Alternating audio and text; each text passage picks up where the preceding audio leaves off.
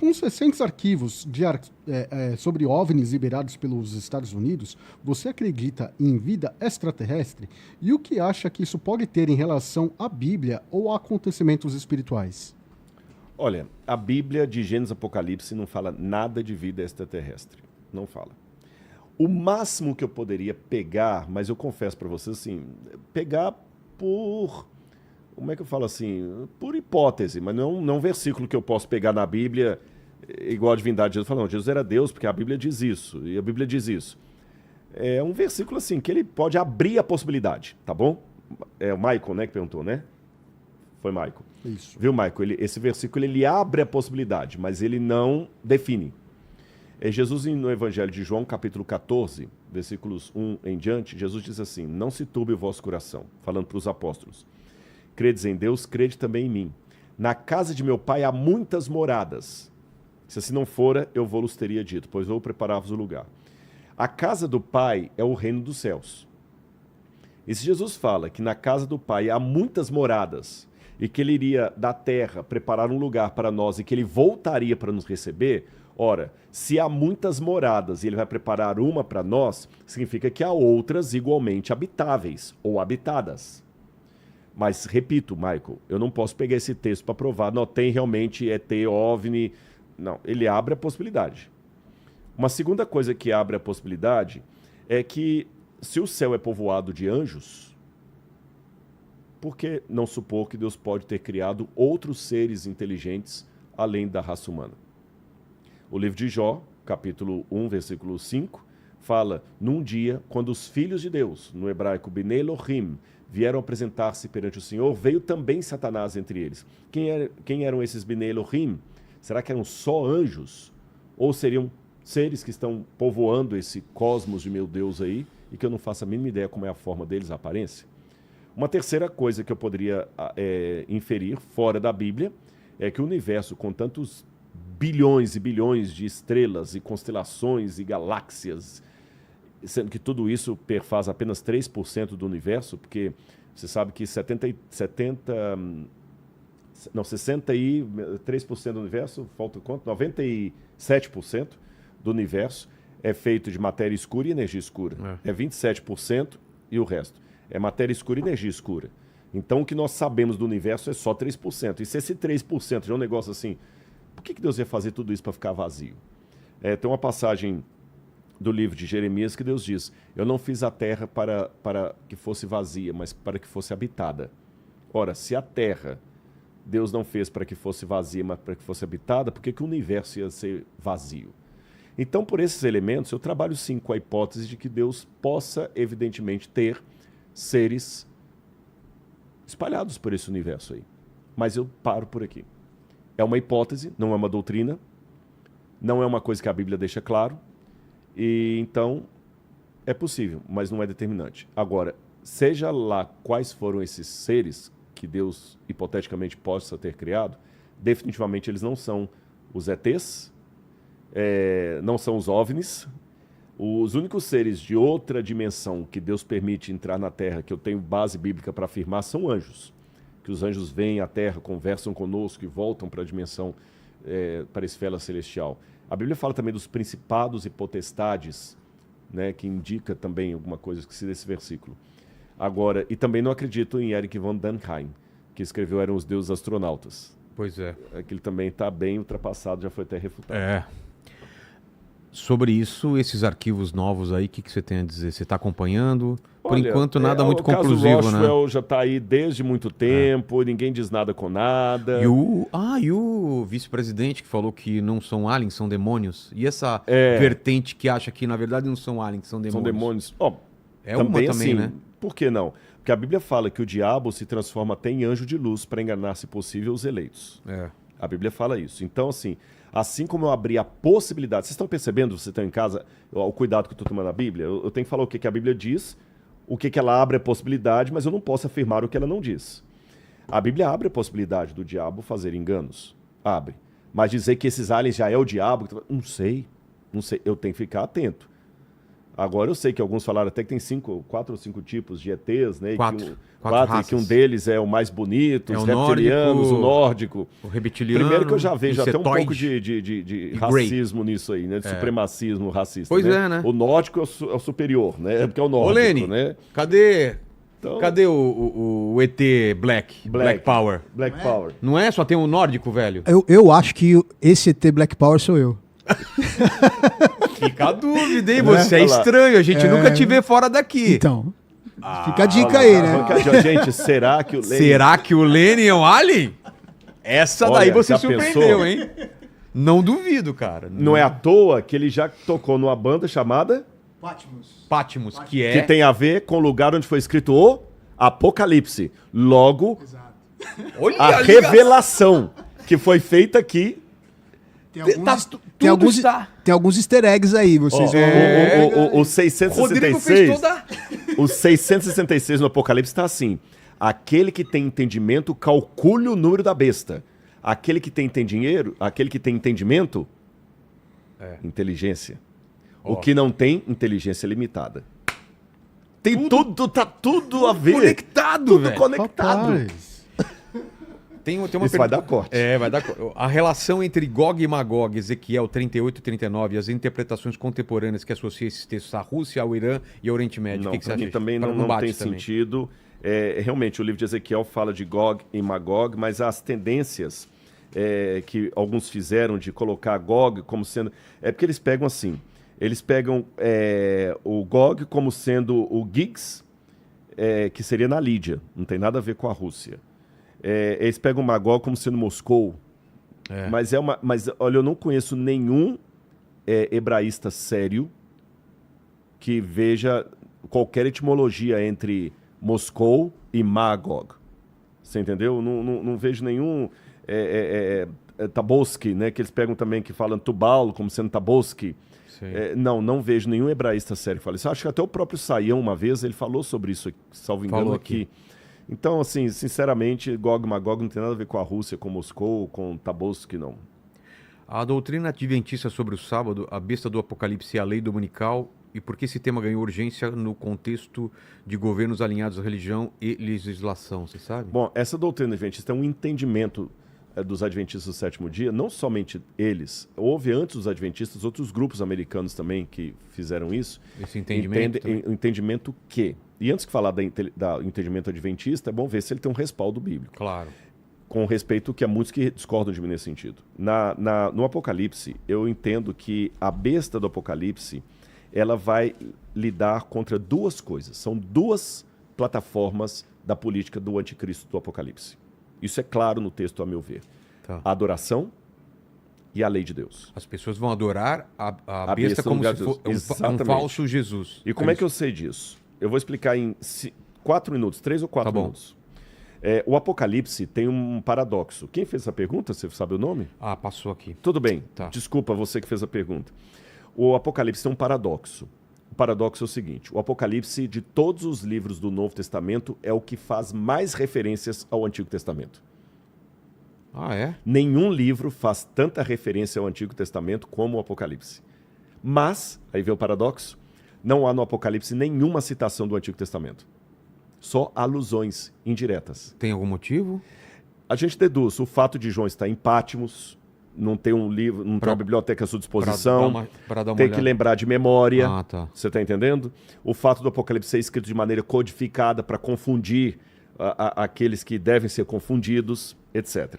Então, um trabalho que os exegetas fazem é tentar extrair do Apocalipse onde é que ele está dialogando com o Antigo Testamento. Olha, aqui eu percebo que ele está falando do Êxodo. Aqui eu percebo que ele está falando de Levítico. Aqui ele está citando o Salmo. E aí, quando você pega o capítulo 13 é como está na nossa divisão. Mas você não pode ficar preso ao capítulo como foi editado pelo editor moderno. Tem que pegar o contexto. O contexto do capítulo 13 começa, na verdade, no final do capítulo 11, quando fecha com as 7 trombetas, e ele termina no final do capítulo 14. E o que tem ali no capítulo 11 fechando? O que vai abrir? Começa o capítulo assim. Termina assim. Abriu-se então o santuário de Deus que se acha no céu, e foi vista a arca da aliança no seu santuário. A Arca da Aliança, me perguntou aqui, é a arca que continha os 10 mandamentos. É. E essa mais visão aqui... E mais umas coisas, né? Na arca não só estavam os 10 mandamentos. Ah, não tinha? A vara de Arão que floresceu ficava do lado de fora. Ah, é? O maná ficava do lado de fora. Tá. Dentro da arca, os 10 mandamentos. Tá bom. Os 10 mandamentos. Então, ele viu no céu aberto a Arca da Aliança no céu. Tá certo? E nós temos muita literatura judaica da época, inclusive em Qumran foi encontrados isso, falando de um futuro ataque à lei de Deus. Então havia um consenso entre o judaísmo, inclusive em apocalipses judaicos não canônicos, que fala disso. Então, olha, abriu-se no céu o santuário e foi vista a Arca da Aliança. Já deu uma pista. Aí vai falando da mulher que é perseguida pelo dragão, e ela vai para o deserto, e quando fala dos fiéis da mulher, diz assim, verso 17, o dragão ficou irado contra a mulher e foi travar guerra com o restante da descendência dela, os que guardam os mandamentos de Deus e a fé em Jesus. Então já estou vendo que o ser que vai surgir depois, que é a besta, vai lutar contra um grupo que é caracterizado por aqueles que guardam os mandamentos de Deus e a fé em Jesus.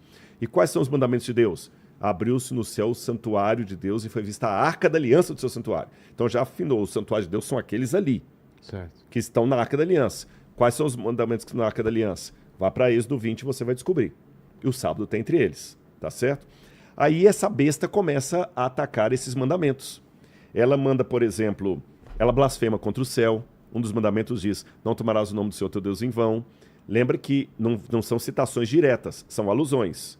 Ela manda blasfemar. Lá fala, não tomarás o nome do Senhor teu Deus em vão. Essa besta, ela manda matar os que não têm a marca dela. Não matarás. Essa besta, ela fala falsos testemunhos. Não dirás falso testemunho contra o teu próximo. Então você vê que ela manda fazer uma imagem de escultura. Não farás para ti imagem de escultura. Ela manda adorar a imagem. Você vê que ela está atacando os mandamentos de Deus. Alguém pode perguntar, mas cadê o sábado? Quando você vai para o capítulo 14, fala assim, viu um anjo voando pelo meio do céu, verso 6, tendo o evangelho eterno a pregar a todos que assentam sobre a terra, dizendo, temei a Deus e dá-lhe glória, pois é chegada a hora do seu juízo, e adorai aquele que fez o céu, a terra, o mar e as fontes das águas. Essa expressão, com exceção da frase fontes das águas, está onde na Bíblia? Exatamente em Êxodo capítulo 20, quando fala do sábado, do Shabat. Entendi. Por que você vai guardar o Shabat? Porque em 6 dias fez o Senhor os céus, a terra, o mar e tudo que neles há, e ao 7º dia descansou. Então o Shabat também está aludido aqui. Porque a maneira do judeu guardar o sábado era reconhecendo que ele tem um Criador. Tá certo? E termina esse aqui repetindo, aqui está a perseverança dos santos, os que guardam os mandamentos de Deus e a fé em Jesus. Então, a partir disso, os adventistas entendem que no final dos tempos haverá um ataque frontal à lei de Deus. A lei são 10 mandamentos, não é só o 4. Aí alguém pode perguntar, mas por que vocês têm essa ênfase tanto no 4, se são 10? É porque no mundo cristão, o único mandamento que não é levado a sério é o sábado. Porque você tem 2 correntes. Letra A, ou aquelas que falam que o sábado foi trocado pelo domingo, ou aquelas que espiritualizam, falam que não guardam dia nenhum, porque o descanso está em Jesus. Porque Jesus ensinou uma nova modalidade de guarda da lei. Agora eu guardo o sábado espiritualmente, não é mais um dia, é uma pessoa. Sim. Há muito esse argumento. Mas lembremos que Jesus, em Mateus capítulo 5, verso 14, ele fala, não pensem que eu vim destruir a lei ou os profetas. Não vim para abolir, eu vim para cumprir. Porque em verdade eu lhes digo, ainda que o céu e a terra passem, nem um i, nem um tio jamais passará da lei até que tudo se cumpra. O céu e a terra não passaram. Nem tudo se cumpriu. Então, nem um i, nem um tio passou da lei. Como é que o sábado passou? Então não faz sentido para mim falar que o sábado foi abolido por Cristo. E essa questão de espiritualizar a lei também, eu vejo uma complicação étnica aqui, porque os que falam, não, mas eu não preciso guardar um dia porque eu descanso espiritualmente em Jesus. Eu guardo espiritualmente, porque eles dão um outro significado para a lei espiritual. Tá, então eu também não adultério. Adultério não é mais uma coisa física, é espiritual? Espiritualmente eu não adultero. Você entendeu? Espiritualmente... Abre um caminho perigoso. Perigoso. Né? Então o adultério deixou de ser uma coisa física para ser uma coisa apenas espiritual também. Matar e roubar deixou de ser uma coisa física para ser uma coisa só espiritual. Se essas coisas continuam físicas e históricas e proibidas, por que o sábado tem essa dimensão agora espiritual? Mas eu preciso deixar uma nota final aqui muito importante. E isso é doutrina adventista. Tá. No final dos tempos, o mundo não vai ser dividido entre adventistas e não adventistas. O mundo vai ser dividido entre os que guardam os mandamentos de Deus e os que não guardam os mandamentos de Deus. Tá certo? Como isso se desenhará, eu não sei. O que eu posso afirmar para vocês é o seguinte. Uma grande parte dos... E desculpe os meus irmãos adventistas por abrir esse jogo aqui, mas é verdade. É doutrina da igreja, entendimento da igreja. Uma grande parte dos adventistas do sétimo dia vai se unir à besta do Apocalipse. Ô, louco. Porque... E uma grande parte também dos batistas, dos presbiterianos, dos católicos, Sim, todos. Todos. E os adventistas não são exceção. Porque você tem dois tipos de ateísmo. Tem o ateu teórico, como o Pirula e o Sérgio Sacani, que falam assim, nós somos ateus, ponto. Todo mundo sabe que eles são ateus. E eu respeito a não crença deles. Mas tem o ateu prático. É aquele que, diferente do Sacani e do Sérgio, eles falam assim, eu creio em Deus, mas eles vivem como se ele não existisse. Entendi. Então tem muito católico que é ateu prático, tem muito presbiteriano que é ateu prático, tem muito adventista do sétimo dia que é ateu cristão prático. de IBGE. Cristão de IBGE, ou pior, tem o legalista. Tem aquele adventista que ele acha que é o sábado que vai realmente salvá-lo e não Jesus de Nazaré. Então, o que acontece? Eu só faço uma oração por mim e por você. Quando Apocalipse 13 estiver em voga, não vai ser CNPJ. Hoje eu sou membro, eu sou cristão, ponto. E como cristão, eu estou membro da Igreja Adventista do Sétimo Dia. Ficou claro? Claro. Eu sou cristão e estou membro da Igreja Adventista, então o meu batismo, minha categoria de membro faz parte de um CNPJ que eu tenho regras a cumprir. Se eu não cumprir essas regras, eu serei excluído da Igreja Adventista. Ficou claro? Então eu sou cristão, membro da Igreja Adventista do Sétimo Dia. Mas quando a perseguição começar, é bem provável que duas coisas vão acontecer.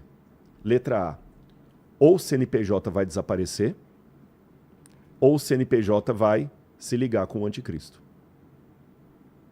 Mas nessa época não vai ter espaço para ter batista, adventista, católico. Vai ter espaço apenas para aqueles que vão reconhecer no anticristo o inimigo de Cristo e vão ficar fiéis ainda que custe o que custar, e aqueles que vão ceder ao anticristo e vão receber a sua marca na testa e na mão. E o que eu peço em Cristo Jesus, com muita humildade, que nem eu, nem a minha esposa, nem minha filhinha, recebamos a marca da besta. Não porque eu sou melhor do que ninguém, mas porque eu amo Jesus e não quero decepcioná-lo. E porque você sabe das consequências. E eu sei das consequências. E quanto a você, eu faço o mesmo apelo, sabe? Eu não guardo o sábado porque eu estou convencido. Eu guardo o sábado porque eu amo Jesus. Eu não guardo o sábado para ser salvo. E até que isso aqui aconteça, não dá para a gente saber quem é quem, porque está tudo misturado. Então hoje o povo de Deus, gente, é maior do que a igreja que eu frequento ou que você frequenta. O povo de Deus está espalhado no mundo inteiro, em todos os lugares. Eu hoje creio na doutrina adventista, senão eu seria um hipócrita, correto? Se eu fosse calvinista, eu seria provavelmente presbiteriano. Se eu cresce piamente em tudo de Lutero, eu seria luterano. Se eu discordasse frontalmente de Lutero, Calvino e Zwinglio, eu seria provavelmente católico. Então, eu, em termos de crença, eu sou adventista. Em termos de espiritualidade, os meus irmãos, a Igreja de Deus é maior do que a Igreja Adventista. Tá certo? Então, eu espero que você apenas ouça o que eu falei aqui, entendendo que eu não sou superior a ninguém porque guardo o sábado, de jeito nenhum. Vilela não guarda o sábado, e eu me sinto muito respeitado e amado por ele.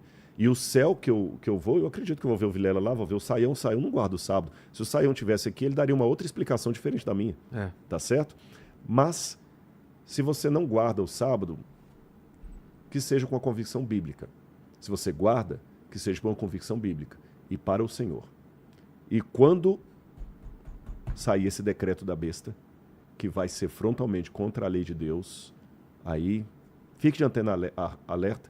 E se o Espírito Santo deixar, que você se lembre do que esse pobre mortal falou nesse podcast. Obrigado, Rodrigo. A última pergunta Tem a pergunta aqui. Para eu ir ao banheiro, rápido. Tem a pergunta aqui do Correndo pra Cachorro. Ele mandou o seguinte, olha. Esse nome, vamos melhor, Correndo pra Cachorro. Não, e pior que a pergunta coincidiu na hora que o Vilela saiu. Eu não sei se isso foi combinado. Olha, se tivesse sido combinado, não teria dado certo, Exatamente. viu? Ele mandou o seguinte, ó. O conceito adventista da Babilônia como um sistema religioso político corrupto. Como que isso se aplica à relação atual entre as igrejas evangélicas e o poder político, tanto no Brasil quanto nos Estados Unidos e no mundo? Olha, na verdade, deixa-me explicar que esse entendimento da Babilônia como poder político religioso, isso não é dos adventistas. Esse ponto, se o Sayão tivesse aqui, ele concordaria comigo. A Babilônia, tanto é que a palavra Babilônia em acadiano é Bab-Ilu. Bab-Ilu significa portal dos deuses. Mas a Bíblia, os judeus têm um costume, não sei se vocês se lembram quando o Rav Sani veio aqui, quando eles têm um inimigo da verdade, eles não chamam pelo nome, sabe? Eles chamam por um pseudônimo. Por exemplo, o Rav Sani, eu lembro que quando ele foi no museu, ele não falava Vespasiano, ele falava Vespásio. O imperador Vespasiano eles chamam de Vespásio, porque ele mandou destruir o templo. Entendeu? Então eles sempre fazem um nickname ali, eles não pronunciam o nome. Então, na Bíblia também já tinha isso. Ao invés de falar Babilu, chamou de Bavel, que na nossa Bíblia está como Babel. E Bavel, em hebraico, é confusão. Então, desde a longa história do cristianismo, Babilônia foi entendida realmente como uma confusão religiosa. Então, nesse aspecto, como é que a gente vê essa união de igrejas evangélicas com política e tudo mais? Vamos por partes. Eu queria fazer assim, para ilustrar, isso aqui é da minha própria autoridade, a minha própria autoria, melhor. Eu falei autoridade porque autoritate, eu não queria citar nenhum autor aqui, por isso que eu usei a palavra autoridade. Eu faço uma diferença entre política e politicagem, para responder essa pergunta que foi feita, do Correndo para Cachorro. A política, ela é boa. Nós somos seres políticos. Eu preciso da política para organizar a sociedade. É uma ferramenta. A própria palavra política vem da origem grega de polis, que cidade, tá certo? Tike é justamente a justiça. Tanto é que a deusa da justiça é a deusa Tike. Então, politike, no grego original, era a justiça da cidade. Então, não confundamos a política com a politicagem, que é a distorção da política. A política é bíblica. Deus instituiu profetas, reis, governadores, organizou o povo de Israel. Quando Moisés estava dando conta de todo mundo, o Jetro veio e organizou, que ele é uma política. Quando organizou a cidade, o livro de Levítico são leis para a cidade. O Antigo Testamento está repleto de leis civis. Até a forma de construir uma casa, está lá no Levítico, você não pode deixar de construir um beiral na sua casa, porque alguém pode cair do telhado e você ser réu de sangue. Havia leis sobre o comércio, havia direito, isso tudo é política. Nesse aspecto, eu acho que nós podemos e devemos ter uma relação de diálogo com a política. Em que sentido? Ensinar para os membros da igreja cidadania. Ensinar os membros da igreja como votar. Trazer para os membros da igreja uma consciência política, para que ele não vote a troco de um saco de batata, ou de um político que apareceu lá, só asfaltou a rua e depois desapareceu 4 anos, que ele tenha consciência política, que ele não seja levado por algoritmos, ou por discursos, ou brigue por candidatos. Tá certo? Ensinar ciência política, ensinar classe, ensinar cidadania. Nesse aspecto, a igreja tem que ter muito diálogo com a política e respeito pelos políticos.